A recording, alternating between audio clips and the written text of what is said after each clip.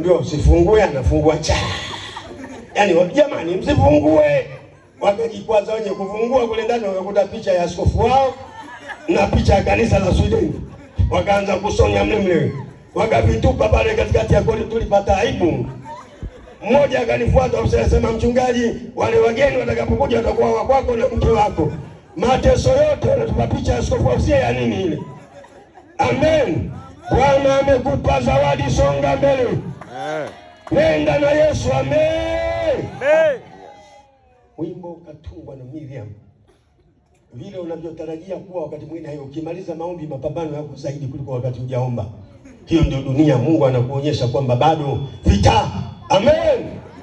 Ukimaliza mateso na kufunga, inapambana vita wakati mwingine usivyotarajia. Wamefunga siku 3, wanatokea mara wanaona maji, wanashangilia. Biblia inasema kwenda kuyaonja machungu. Asubuhi niliwaambia mistari pale ya uchungu. Laiti uchungu wangu ungepimwa Ayubu 2, Ayubu 6:2. Kuna watu wanatembea na uchungu, ungeweka vipimo vingepasuka uchungu.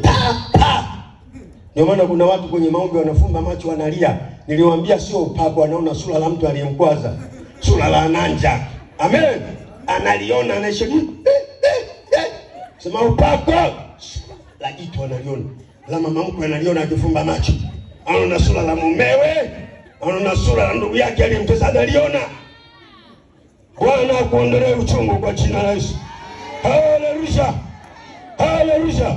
Na uchungu unatengeneza mauti. Niache hiyo mistari. Tulisoma Zaburi ya 64 mstari wa 3, tulisoma Ayubu 23 mstari wa 2, tulisoma Mhubiri sura ya 7 mstari wa 26, tulisoma Wakorintho wa kwanza sura ya 15 mstari wa 56.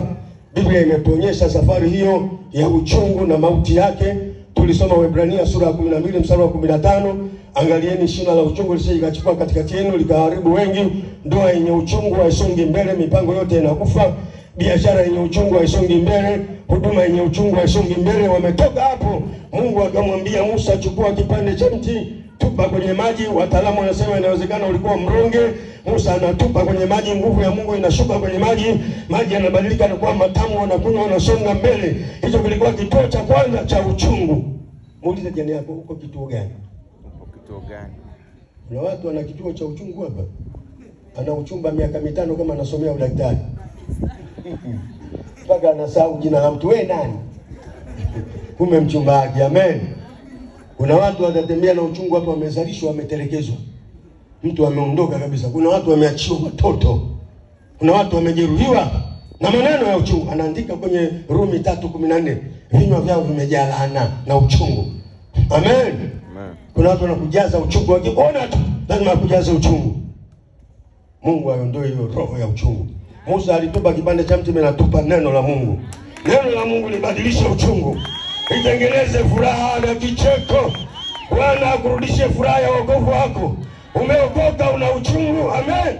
Amen. Zaburi ya 51 mstari wa 12. Unirudishie furaha ya wokovu wako na kunitengemeza toka Sayuni. Daudi ameokoka, hana furaha. Umeolewa, una furaha. Amen. Umeoa, una furaha. Uchungu unatengeneza mauti. Mazungumzo yenu ya kwanza hayapo tena. Mkizungumza mnaisha basi kila mtu analala. Amen. Ndio maana niliwaambia ndoa nyingine kama studio. Mkiingia tangu saa 3 usiku mimi ondoka. Ondoka. Ukilala unasukumwa, ndio unafaa kulala unisikilize. Paka saa 9 ndio mnalala. Amen. Saa 12 ibadani mnasinzia. Wachungaji wanasema tunakuta pepo la usingizi, ukalale wapi? Nyumbani, studio hapa liki. Studio Amen. Haleluya. Lala. Mwambie jirani yako, wewe lala hapa. Hapa ndio pazuri, lala. Nyumbani hapa laliki. Mtu anaongea kama amekunywa supu ya ulimi mwenzao. Hapa. Nikupende, nikujali, una vineno na kutoa moyoni. Biblia inasema kwenye Mithali sura ya 15 mstari wa kwanza, wa pili